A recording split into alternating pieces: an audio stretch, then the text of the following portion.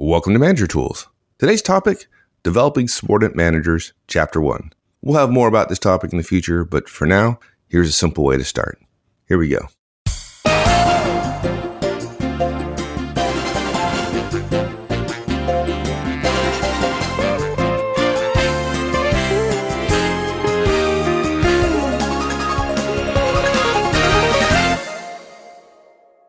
There's a lot of ideas out there. I was going to say the idea that hurts managers. Well, actually, there's actually quite a few. But one of them is this fallacy that management is about personality, right? I mean, you see that all the time. Yet, I don't know about you, but for me, I've known managers that were, outgoing, energetic. They were persuasive speakers. They were the person that everybody wanted to hang around with. Right. And they just were vibrant, right? Folks wanted to follow them just because they're so vibrant. And they're great leaders. On the other hand, I knew managers who were quiet. They were reserved. They didn't communicate a whole lot. They communicate what needed to be communicated, but they weren't particularly talkative. Yet people worshiped the ground they walked on. Yeah. They were incredibly effective. So obviously, it's not about personality because there's all sorts of personalities and there's lots of great leaders with very different personalities. So it's not personality. Yeah. And yet, for some reason, I think because people don't know what it is, they want to pick something that they think it might be. And the problem with it being personality is that promotes the belief that management is not just individually based, but unteachable, right? Because, well, if the guy's got a personality, then that's what he's stuck with. And his personality either makes him a potentially good manager or not. And the idea that it's unteachable, it's not just wrong, but that undermines management development. If it's about personality and it's unteachable, why do I need to develop people? Why don't I just let them do it on their own? They're going to be different than me anyway. Their personality is different than me. So they need to learn the way I did, which is the hard way, right? Because that's what really matters. Exactly. Yeah. But we know better, right? We know management is teachable. And then, we actually believe that not only is it is teachable, that even if it wasn't, you still have an obligation to develop the managers as managers who work for you, right? And the question, of course, is how. Exactly. And what? So let's talk about that a little bit. What do we do? This is a very simplistic cast to get you started, no matter where you are on the continuum of having managers working for you and whether you've ever thought about wanting to develop them or whether you are developing them now and are struggling, whatever. 3 simple steps. First of all, it doesn't need to be terribly complex. It's okay to ask other managers who work for you to behave the way you do. That's a huge change for most people. The second thing is you then ask for those specific behaviors that you engage in. It's as simple as behavior. That's all it takes. And then last, you simply measure what you ask for. That's it. Yeah. Okay. Well, the first one where it's okay to ask others to behave the way you do, that's the unusual part of our recommendations, right? I mean, you don't hear that very often. That's, partly goes back to that whole personality fallacy. Yeah. Right. I think somehow we've gotten in our heads as directors, as managers, that we can't impose a management system or a management, a concept of management on our directs. And it's just wrong. The idea that, we need to let them manage however they want, and I couldn't ask them to be like me, is so counter to the systems we have for accounting and finance and operations and marketing and manufacturing and engineering, and even sales. We ask people to do things the way we've done it in virtually every area, but not in management. And as we said it before, the most important system of all, we leave to chance, which makes no sense. So are you suggesting that we go around and make little clones of ourselves? Yes, exactly. That's what I want. We want genetic engineering. Please, let's everybody get started. Yeah. Yeah, it's not. Look, even if you thought that's what you could do, right? It's funny. The moment you say it, you laugh, right? Because, okay, it's not going to happen. Because look, we admit personality does make a difference, right? If Mike tried to make me into somebody just like him, a clone of him, it wouldn't work. I'd struggle. I can't be as naturally analytical as Mike, as quickly as Mike. Mike spent 20, 30, 40 years developing that. Okay.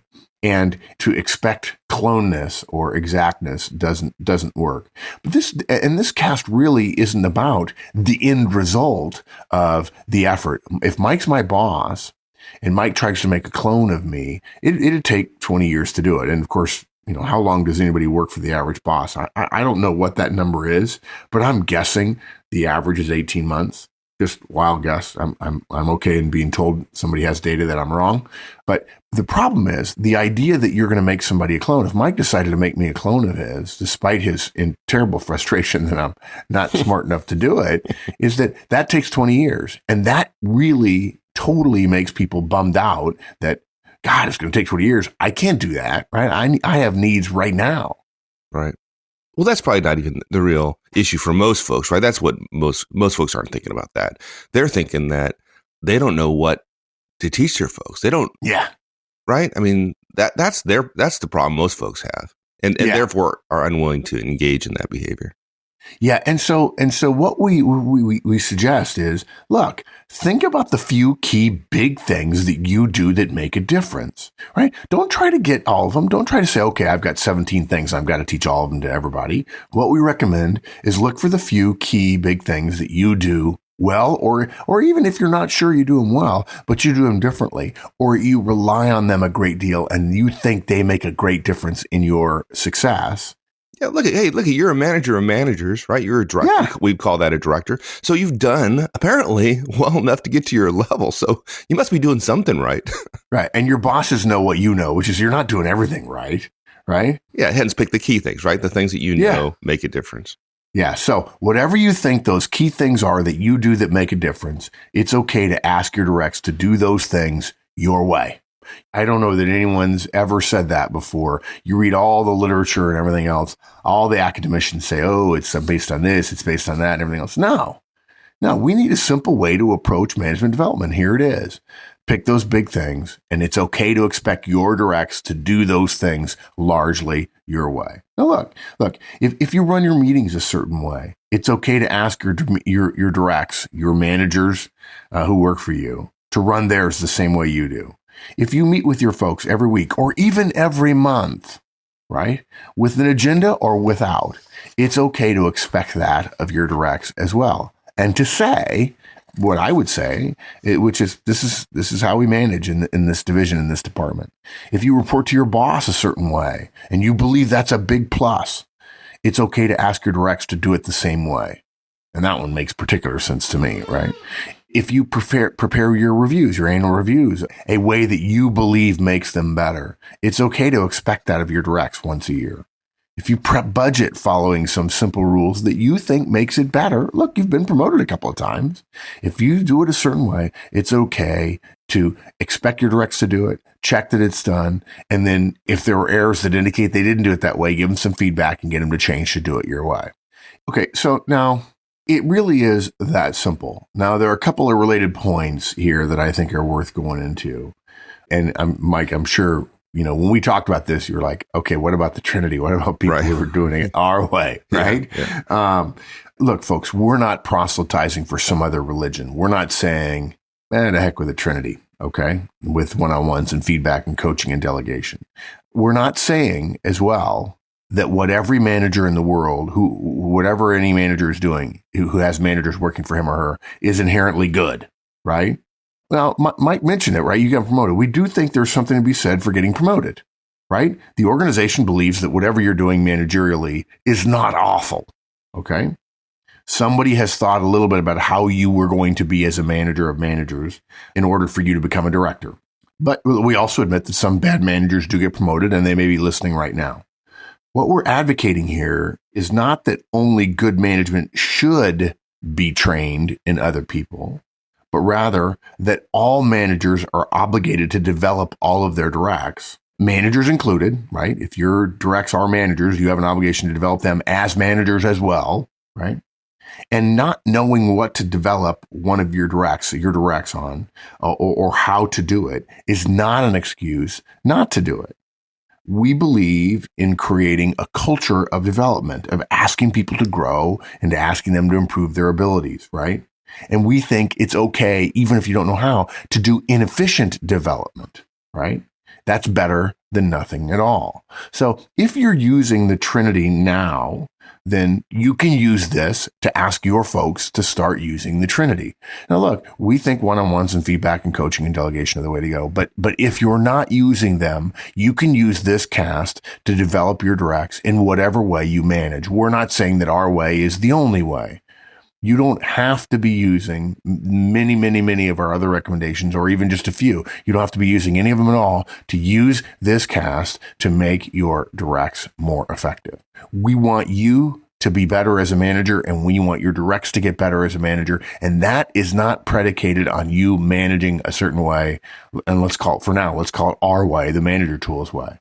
Okay. Anyone can use this cast. So if you've never listened to our other cast, you don't need to go back and listen to them in order to learn how to get here. You can start using this cast today with your directs. Yeah, there's a chance you're wrong. We run that risk. As we said, we believe that some behaviors are more effective than others. We know what they are, and that they are the Trinity. And I think what's important there is we know why. And a lot of people don't want to develop their directs because they don't know why their system, if you will, is effective. And so we certainly encourage you to listen and pay attention to things like one-on-ones and feedback and coaching, or go somewhere else and find other managerial recommendations that you think are good and improve yourself while improving your directs as well. Now, look, yeah, it's possible.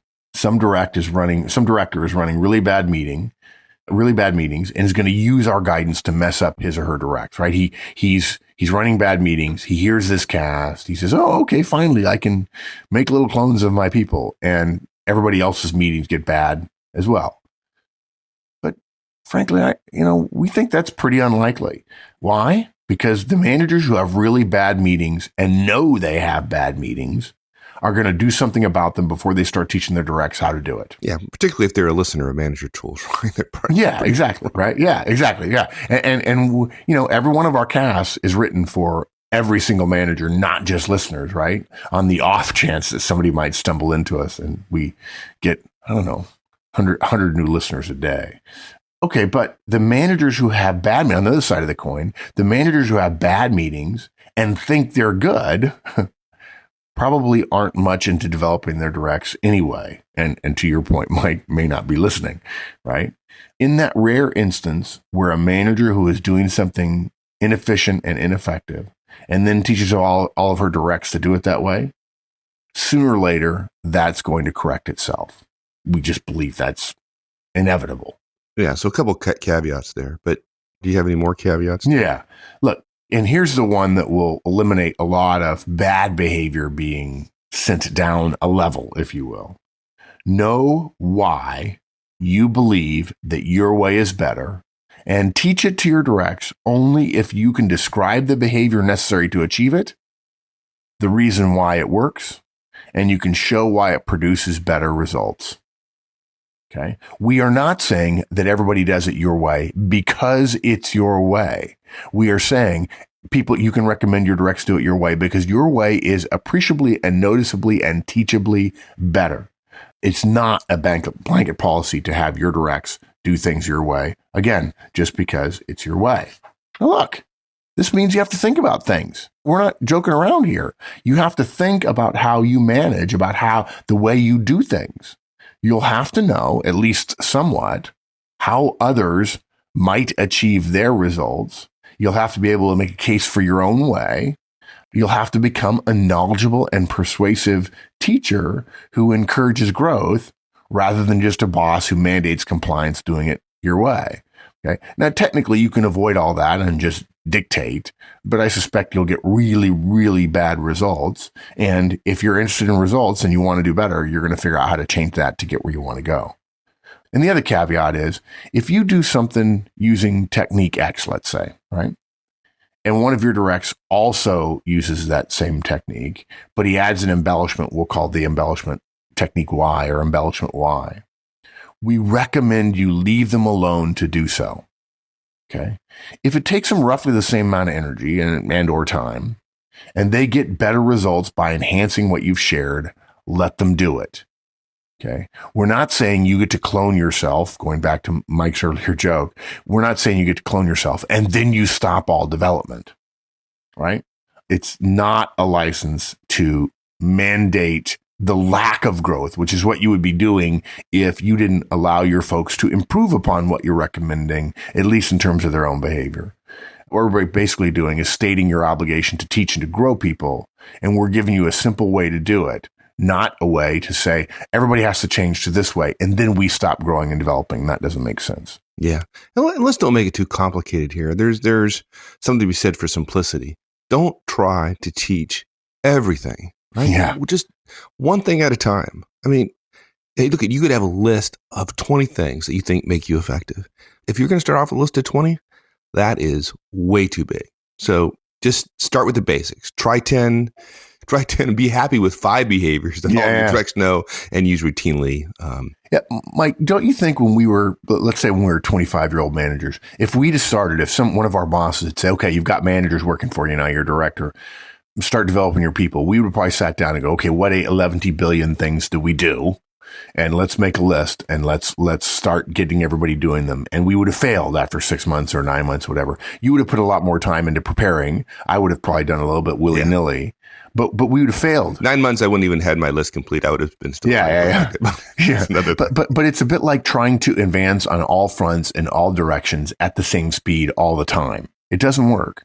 Folks, from a couple of old experienced managers, trust us, pick one thing. Maybe there are only 5 that you're going to work on. Pick one thing and nail that one thing when it comes to management. And then when you feel like your direct has it, then pick another thing. And it doesn't matter if you're Mark and Mike's boss and Mike is really, really good at budgets and it only takes him 3 months to get your budget stuff, but it takes Mark 8 months. That's okay. Mark's not bad because it takes him 8 months. Now, look, you may choose to promote Mike sooner because Mike just gets it. He's smarter. That's fine. But it might take Mike 3 months to get budgets. It might take Mike 5 months to get meetings, where it only take Mark 3 months to get meetings. So you don't have to develop everybody the same speed in the same direction or in all directions all the time. You have to ask each of your directs to do something more and better all the time. And it's one thing at a time. Otherwise, for most of your directs, not all, but for most of your directs, you're going to overload them if you try to do too many. Or you're going to overload yourself if you say, I got 10 directs and we've all got to learn, to Mike's point, about 20 things. That's 200 things you got your people to get developed on. And no offense, but if they're going to work for you for 18 months, you're never going to get there. Yeah. And don't make it really difficult in terms of picking which one out of these 20 things, which one do I focus on? Pick the one that's causing you the most pain. If your boss regularly comes to your meetings and tells you that the meetings that your folks run, say you have a project management organization, are bad meetings, well, then focus on meetings, right? Yeah. If the budget is what's getting you in trouble all the time, well, then focus on the budget, right? So pick the thing that's causing you pain and start there at least. Yeah. And look, and people are going to push back. Somebody's going to say, yeah, the boss is getting in trouble for budget. So now we're all going to do it his way. Right? Great. I have a good way. And now I got to do it the boss's way. You know what? We said it recently. I can't remember. You said it at a conference, Mike. I want to say it was Toronto, but maybe it was Chicago or something. You said, hey, look, if you start changing and you're worried your people are going to laugh at you, don't worry. They're already laughing at you, right? I mean, so don't worry that pushback from your directs is going to be somehow a reason not to do this. You start asking people to change in management, which is something unusual. Your folks are going to push back a little bit. And look, we like harmony. We like everybody getting along, but we like effectiveness and efficiency more. So it's okay. They're going to push back. They're going to grumble a little bit and they're going to get better. And they will thank you for it later. Right. And look at folks, it's not enough to go out and tell your folks to say meetings is what's causing me pain. It's not enough to go out there and say, hey, run more efficient meetings, right? You got to ask for specific behaviors. Right. Yeah. Yeah. You've got to transfer what you know to your directs. And really, when I say that, it's better for me to say, you've got to transfer what you do to your directs. The easiest way we know of is to rely on the adult learning model, which we've talked about a bunch of times, right? Adults want to know why they're learning something. They're going to learn it by doing it, and they want to apply their learning quickly, okay? And so you're going to end up at behaviors very, very quickly. If you don't know that, if you haven't heard if this is the first time you ever listened to us, folks, management is all about behavior. It demystifies it. It makes it simple. It makes it a believable, approachable, doable for even the brand new, fresh employee who doesn't know what he or she is doing. You can make them a manager, have them engage in certain behaviors, and they'll be tolerable at it. Rather than relying on people's intents or their results, let's measure the results, or let's measure their achievement of some certain goal or something. What we're saying here is, here are the things if you as a manager, you would say, here are the things I want you to do. Engage in these behaviors. To Mike's point, efficiency is not a behavior. Meetings are a behavior, but actually they're a series of behaviors. And we're going to recommend you get very specific, very granular, and focus on individual behaviors. The other example that I like to use is be firm, right? How many times, Mike, have I said a lot of management guidance talk about what to be rather than what to do, right? You can't tell a manager as a way of teaching them, well, I'm a firm manager, so therefore I want you all to be firm with your directs. Firmness isn't a behavior. They can't do firmness, at least not in a way that's widely agreed upon. Look, most of us as managers don't know what our behaviors that we work on really are, and really don't think of our own work or practices that we engage in at work as behaviors in ways that would allow us to teach them. So the first point we made about just teach your folks what it is you do is the unusual part. This is the hard part, if you've never done it before, to begin to thinking about behavior.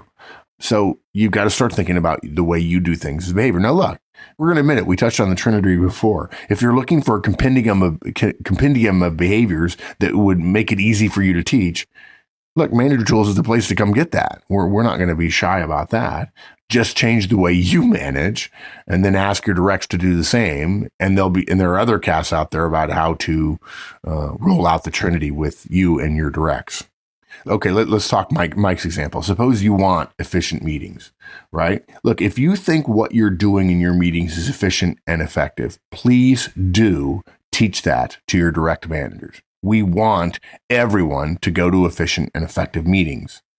But go further. Think about what behaviors you're using, and then ask your directs to engage in those behaviors. And I guess probably we need to say here, behaviors are one of 5 things: the words you say, how you say them, your facial expressions, your body language, and your work product. And by the way, we get this question a lot. Your words and how you say those words applies to your written expression as well. So every email, every voicemail, every conversation that you have with anybody at work is a behavior. Okay. Now, we don't know what it is you're doing, so we may not be able to help you analyze what it is you're doing well enough to teach it.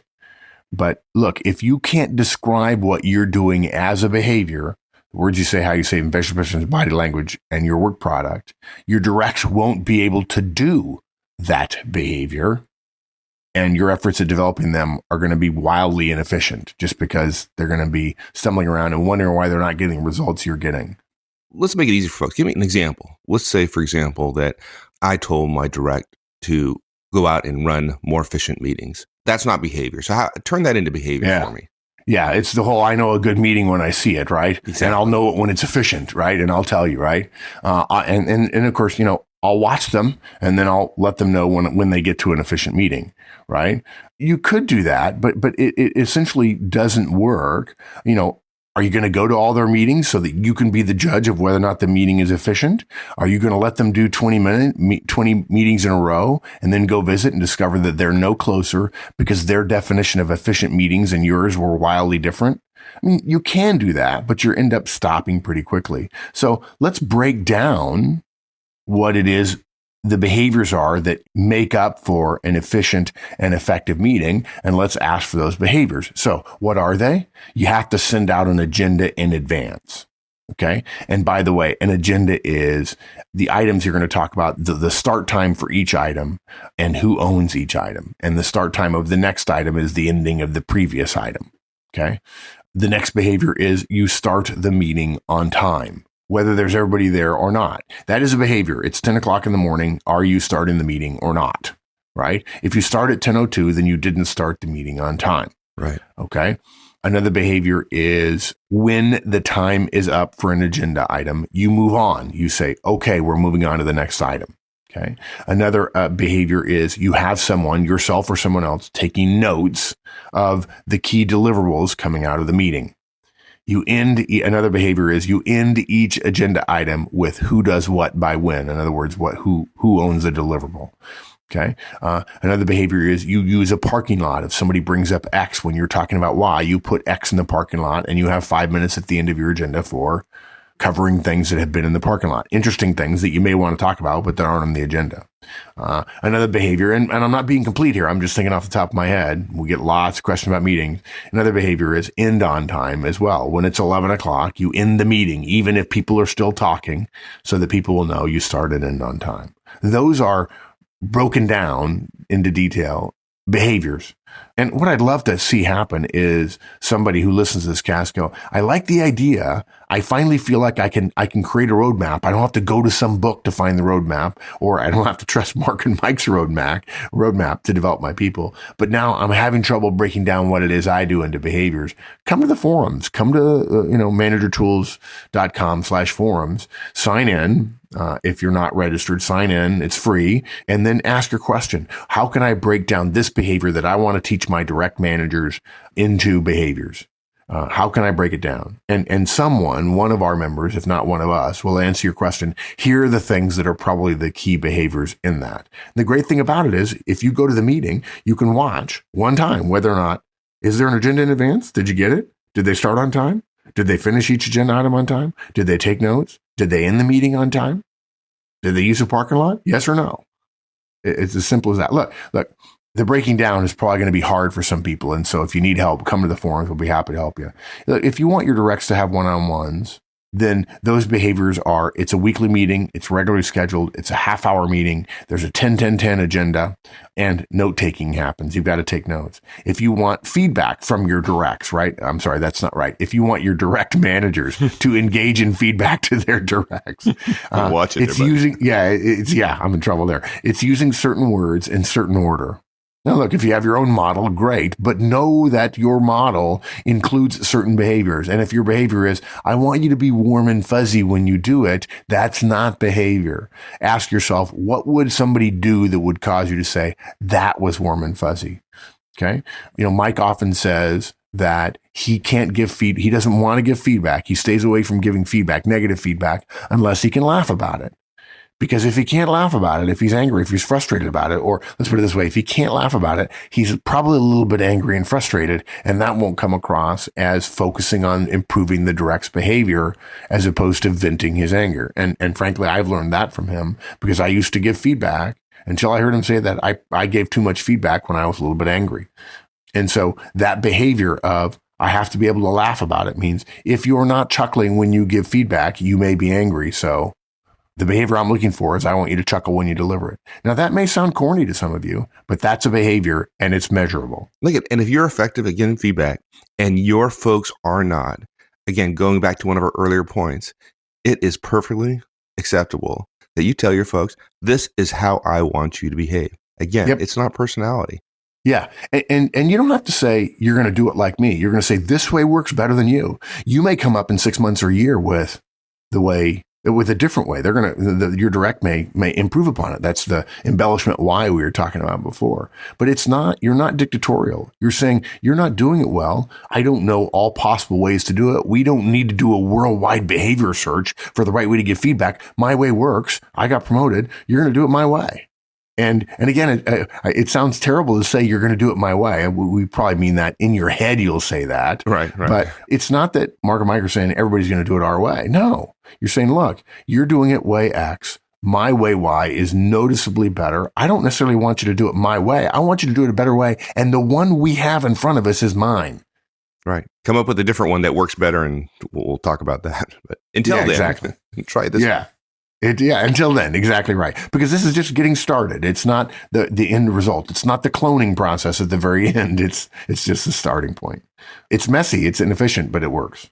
Yeah. And unfortunately, though, folks, you can ask your folks to do this, but you're not going to get very far unless you measure your direct progress against that requirement, right? Right. Yeah, I think progress is a hugely underrated part of why people have good days at work. And so measuring progress is a way on almost anything, on anything that you believe is moving you in the right direction. Measuring people's progress and getting out of their way or knocking down roadblocks is a huge plus for lots of managers. The managers who do it well help their folks feel that they're progressing every day at work. Now, look, how do you measure it? It's really simple. Once you've got the behaviors, ask them to engage in a certain number of those behaviors in a given period of time. It's not critical that you always have a clear quality standard attached to the behavior, right? In the beginning, you just measure whether or not they did it, however ugly it is, because once they start doing it, then you can worry about quality. If they don't do it at all, there's no quality to measure, right? The first time you do something, you're going to be lousy at it, and that's okay. But you can't get better at doing the thing until you start doing it. So don't put such a high quality standard on things and then tell them it's like, putting the bar 20 feet above the water for Shamu and saying jump, right? Shamu's not going to jump. And then if you start screaming at Shamu's like, what? I don't, that's not something I do. You've got to make it easy for your folks by measuring something, just the fact that they try it, even if it's ugly when they do it. Look, think about it for annual reviews. You might measure how many emails requesting input they send out. And all you have to do is ask them to copy you. Now, if that sounds really, really detailed, folks, it is. Management deserves your attention in the same way that budgets have complex formulas. And you don't get to make up your formula, right? You have to follow the corporate formula, and it requires 4 or 5 inputs from 4 or 5 other places. You have to go out and get those inputs to come up with your number. Sure. Right. You can ask going back to annual reviews, you can ask how many files of one-on-one notes they have. In other words, at the next one-on-one that you have with them, say, hey, look, bring me your one-on-one notes. Reviewing one-on-one notes is part of the behavior of writing good reviews, if in fact you were to do it our way, right? How many notes of performance for each direct do they have? In other words, have they gone back and mined emails for notes good and bad about how they did things? How many meetings do they have scheduled by a given date in order to deliver the annual review? Yeah. And the meeting may be terrible, but if you believe that actually having the meetings is one of the behaviors necessary, regardless of whether it's bad or good, then that's an appropriate thing to start with. Yeah, exactly. Again, they've got to have start having the meetings to get better at them. So you've got to measure whether or not they're doing them in the beginning. If you want your directs to have one-on-ones, literally measure whether or not they have one-on-ones. If one of your manager directs has 8 directs, ask him each week or ask her each week, how many one-on-ones did you have last week? In the beginning, they're going to slip and they're going to have weeks where they only have 5. If you just mandate, I want you to have all your meetings and assume that they're going to do it, that's wrong. It's not going to happen. The world doesn't work that way. People are going to be inherently, to some degree, inefficient. So in the beginning, say, did you or did you not have one-on-ones with each of your directs? And and you could say yes or no to that, or you could say, you have 8 directs. What percentage of your one-on-ones did you complete? And when they say 90%, you say, hey, can I give you some feedback? When you get to 90%, when you haven't done it before, it's a great thing. Good. Well done. Then you could say, okay, after they've been doing it and they've been getting 80 to 90 to 95% each week, and they've been doing that for 6 months. Hey, look, I want to see your notes. Have you or have you not been keeping notes? And I want to see them. Now, it doesn't mean that the notes have to be great, right? When it comes to feedback, you can measure feedback on, have you given feedback to each of your directs this week? And then after they've been doing that for a couple of months, have you been giving 2 pieces of feedback to each of your directs this week? That's all you have to do. Even if they're messing up hey, can I give you some feedback when you do X? Here's what happened. The fact that they're engaging their direct is a plus. Yeah. In the beginning, it's simple, right? Just figure out what behavior you want them to engage in, then measure whether or not they do it or not. There really doesn't have to be a whole bunch of quality other than did you do it or did you not? Yeah, exactly. That's the first measure is did you or did you not? And if these people are managers, they're not idiots, right? So they're going to get better at it. Yeah, some of them are going to do better than others, like our earlier example about Mike and budgets versus me. That's okay. But you've got to measure everybody. And if it's not worth measuring, it's probably not worth doing if you're in a profit-seeking or a large organization. Just doing this asking your people to change their behavior because you believe there's a behavior you have will make them more effective and make the organization more profitable. Just doing this puts you in the rare category of a director who is actively developing all of his or her managers. I mean, I would say 10% or less. Yeah. Well, yeah. And most of us don't do this at all because we don't know how to do it. And now you don't have that excuse. Sorry. Yeah. Okay. So look, wrapping up, it's not that hard to develop our managers if we trust ourselves. And part of this cast is about trusting yourself that what you're doing is likely better than what your directs are doing. And they're probably hungry for some of the things you're doing that got you to where you are. Don't worry that somebody else might say, oh, what works for you won't work for her, one of your direct managers. That thinking is rooted in the personality fallacy, and it's wrong. Okay. Everybody does geometry. Everybody writes French. And everybody plays a C note in music the same basic way, right? You don't get to do geometry in longhand. You have to use numbers, okay? Management at most levels is the same. There are some basic things that every effective manager engage in, okay? Perhaps not everything you do translates to every other manager, and that's fine. We expect that. But the basics do. Okay, now look, if you don't know what your basics are, yeah, you're in a fix, okay? But if you know the basics and you know what it is you do that makes you effective, teach that to your directs. Teach by asking for the same behaviors that you engage in and measure them as simply as saying, how many one-on-ones did you do this week? What percentage attendance did you have at your staff meeting? Did somebody else run your staff meeting? Those are the kind of things you can ask. It's fairly simple. It doesn't require complexity. It doesn't require enormous planning, and you'll get results very, very quickly. So again, it's okay to ask other people to behave the way you do, including managers who report to you. Ask for those specific behaviors and then measure exactly what you asked for in the simplest possible way to begin with, which is, did you or did you not? Awesome. All right, my friend. Thanks. Thanks, partner. All right, we'll see you. Thanks, everyone. That's it for this week. We'll see you again next week. So long.